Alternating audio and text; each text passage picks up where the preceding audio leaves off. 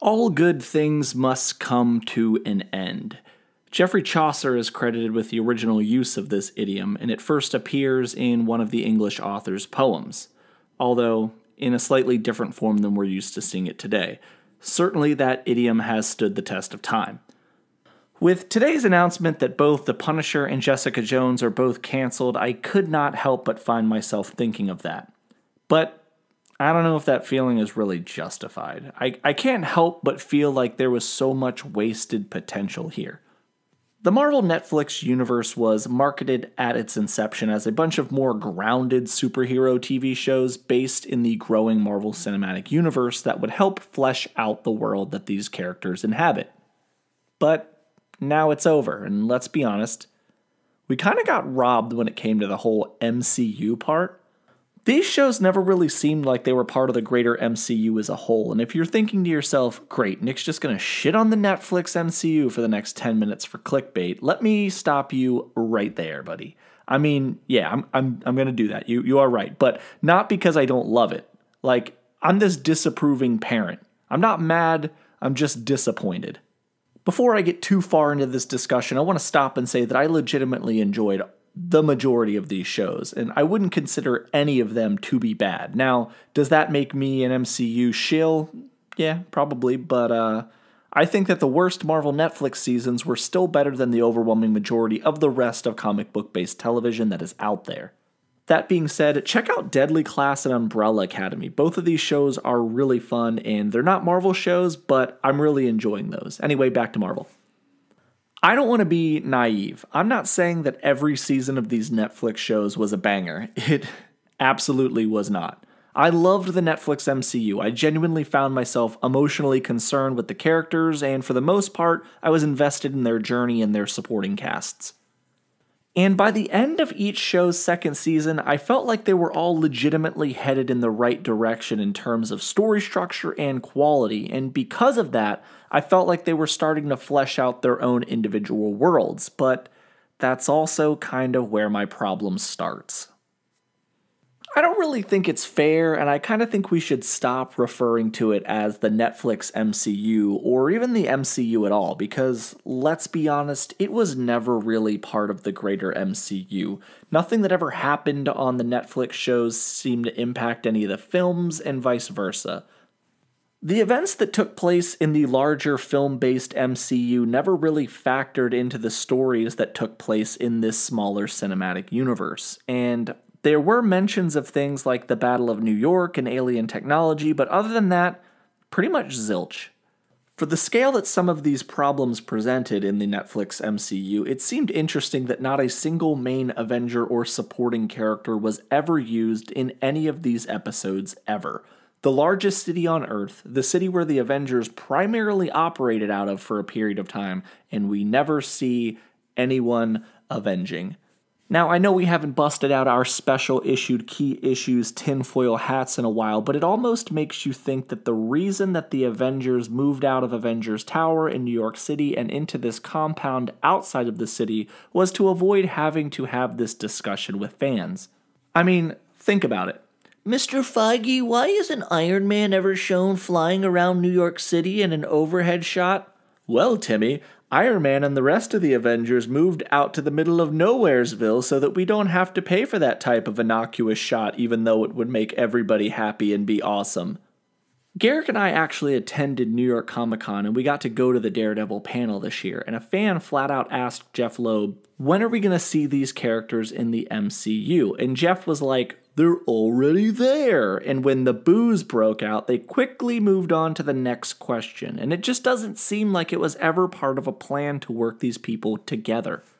Now, because of the fact that undoubtedly some edgelords are going to watch this video and think, oh, well, the Avengers don't need to get involved in this, and it was never really about them, it was all about building this other world. Shut up, we all know that thing. What I'm talking about is building a cohesive universe. The Avengers don't have an unlimited amount of time to avenge. We know that. They have to pick what warrants their attention. Wilson Fisk killing random people in New York, or a man wearing a purple suit basically forcing women into slavery, probably isn't on the top of their list. I mean, I could see if some of the Avengers were new, and they needed training missions, and they lived in New York. Oh, shit. Yeah, that's right. Spider-Man, a hero who is so tightly interwoven with New York City that he literally bleeds marinara sauce, was never mentioned or shown. Like, come on, Marvel. Is Tom Holland too expensive to have him show up on the screen here and there, maybe help Iron Fist with a mission, or web up some bad guys and zip away, or even have some bad guys in webbing and have left a note that says, "Your friendly neighborhood Spider-Man," something that makes us think that he exists? I understand not wanting a character like Spider-Man to overshadow the story you are trying to tell, but don't tell me that Spider-Man didn't get any wind of some massive elements taking place in New York City during these shows. Kingpin's antics alone were front page news. Punisher's various war zones, buildings falling due to a secretive ninja clan, and let's not forget, the Devil of Hell's Kitchen, a bulletproof strongman in Harlem, a superpowered detective, and a guy who simply cannot stop himself from telling anybody who will listen that he is the immortal Iron Fist. Seriously, Iron Fist was probably a gnat's eyelash away from putting out a series of billboards in New York that said, "Do you have problems with the hand? Call me, Danny Rand. I'm the immortal Iron Fist. 555-Iron Fist. You got problems, I got fists, come to me, cause I'm the Iron Fist." Okay, I think I have effectively beaten that horse to death. You get my point. More cameos would have been cool from the rest of the MCU. And before we move on, pause the video right here. Write down in the comment section, tell me what character you would have liked to see from the MCU show up in the Netflix MCU. I just want to know. Gives you something to do while you're watching the video. Okay, now back to the main video. The second reason these shows never felt like part of a cohesive Marvel MCU is because these characters also inhabited the same city and almost never ran into each other. Again, when the Netflix MCU started out, we got all this information at once, and it was awesome.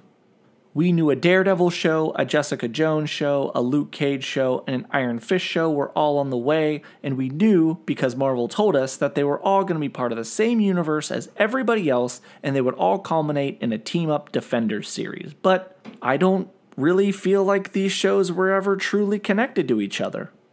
Sure, here and there they had 1 or 2 episode cameos, and a bright spot was the first interactions between Jessica Jones and Luke Cage in Jessica Jones Season 1, and the team-up between Luke Cage and Iron Fist in Luke Cage Season 2, not to mention Daredevil introducing a brand new version of a fan-favorite character in the form of Frank Castle, the Punisher, during his second season, but realistically, that is about it. For the most part, these characters stuck to their own world, and by the time the universe was fleshed out enough for them to interact, they all got canceled. And let's just get this out of the way. The Defenders wasn't good. It was a really piss-poor team-up series that saw them face the least compelling villain of all time, Ripley. Also, 3/4 of the way through the season, Elektra decided to be the villain, and collectively everybody just stopped caring because Elektra was one of the worst characters in the Netflix MCU. The ending was also fairly lackluster, and all of the seasons that came out after it didn't even feel like they were impacted, with the exception of like the first episode and a half of Daredevil Season 3. They really didn't even have an 80s high school movie ending either, where they all got together and promised to be best friends, and that's not fair because that's what I wanted. Multiple characters like Karen Page and Claire Temple showed up in various series to give us a kind of, hey, remember us, we're all part of the same team type effect, but Karen and Claire aren't superheroes, they are romantic interests, and their presence did the exact opposite for me. Instead of reminding me that all of these characters were in the same city, it kind of pissed me off that these characters were in the same city but didn't work together. It doesn't even make sense from the villainous standpoint. Why couldn't any of the villains from Daredevil pass 110th Street into Harlem? Why wasn't Iron Fist more invested in Luke Cage's events, as multiple newscasts basically showed Bushmaster virtually killing him? What about in The Punisher Season 2 when Billy Russo breaks out of jail and Karen Page knows that the Punisher's in town and she doesn't think to call the guy who can't be hurt by bullets or her boyfriend who could have helped Punisher end the threat with basically minimal lives lost? Okay, whatever. So that is about it. Now, I know that I just ranted for like 10 minutes about how unhappy I am with the entire output of the Netflix MCU, but I'm really not. I really did enjoy almost all of the seasons. It's because of the fact that I like them so much that I'm comfortable now at the end of this, saying, here are the things that I think that they could improve whenever they take their next crack at this. Ultimately, there is a 2-year clause that exists right now that is going to prevent these characters from showing up anywhere else, and the first 2 seasons of all of these shows, including the 3rd season of Jessica Jones, which is scheduled to come out later this year, will all remain on Netflix forever, or at least for a good bit of time. I think with the upcoming release of the Disney Plus app and the Loki show, the Vision and Scarlet Witch show, and the Winter Soldier show, we're going to see a lot of content that is higher in scale, higher in stakes, and probably relates to the MCU in a much more poignant way than these shows ever did anyway. But that being said, I would still like to see these characters back, and I would like to see them interact with the greater MCU in an actual meaningful way. Thank you guys for checking out this video. If you're new around here, feel free to like and subscribe. If you're already a subscriber, help us out by sharing the video. That would really help us out a lot too. Also, feel free to check out our membership program. We have some really cool perks for you guys. This has been Nick with Key Issues, and you know the motto, comics over everything.